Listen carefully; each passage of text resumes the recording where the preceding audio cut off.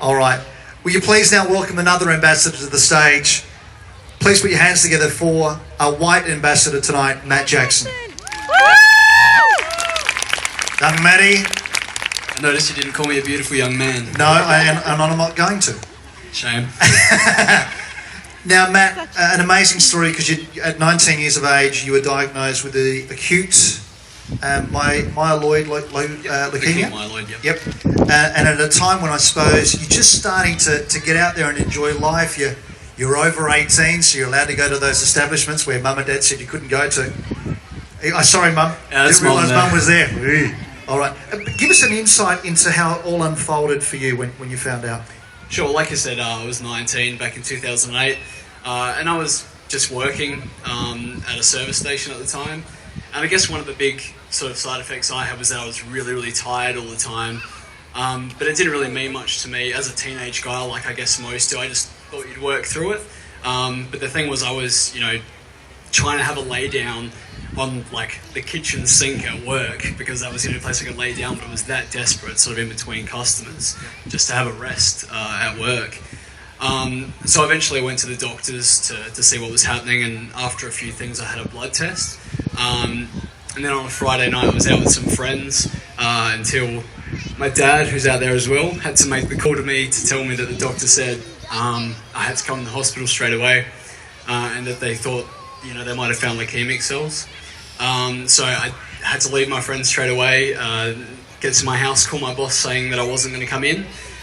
And went straight to hospital and it all started from there. So I went through, induction cycle of chemo and then a few consolidation. And then a little bit after that, my hematologist basically put a graph in front of my face and said, statistically, this is the different types and this is your percentage of survival if you don't have a bone marrow transplant.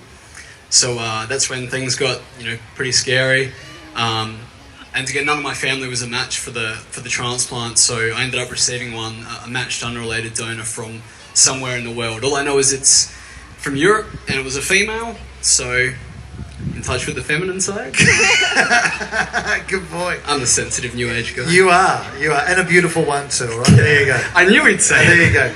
Now, last year you attended Light the Night, you raised money for the cause, but this year you are our white ambassador tonight.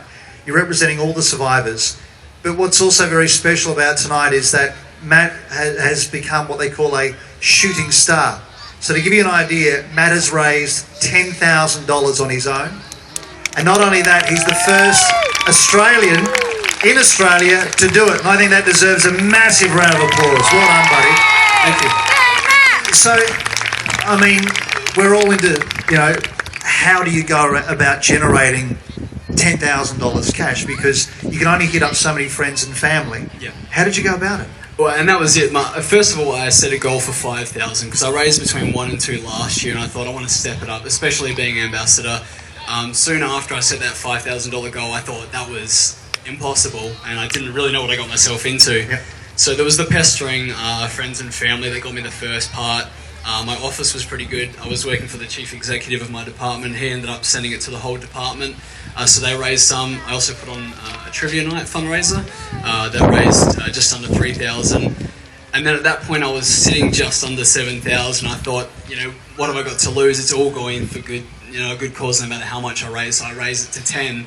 And I actually posted on a lot of forums, and I tried to put it simply that if I got 1,500 people to donate $2, that it would get me, to the close to the 10,000. Yeah, and the thing is, obviously not 1,500 people are going to listen to that and donate $2. Yep. But at the same time, not everybody donated $2. There were people donating hundreds and hundreds. So, yeah, amazingly crossed that mark of 10,000. That is amazing. Give him a round of applause. That is just sensational, mate. Well done. So as we said, you are this year's White Ambassador. It must make you feel pretty proud to be carrying that white lantern tonight. Yeah, absolutely.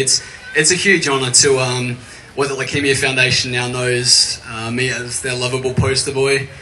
That's going to go down in history. And look, it's just been great to be able to represent, everybody that's gone through cancer and see everybody here together for, not only people who have gone through it like me, but remembering the people that have passed away and all the blues out there just representing, hope and helping out to, give to. One day we don't have to have events like this because there'll be no need for it because it's gone. And as Kelly said, maybe one day we're all carrying those. That's it. Yeah. Will you please put your hands together for Matt? What a fantastic white ambassador. Well done, mate. Congratulations, Matt Jackson.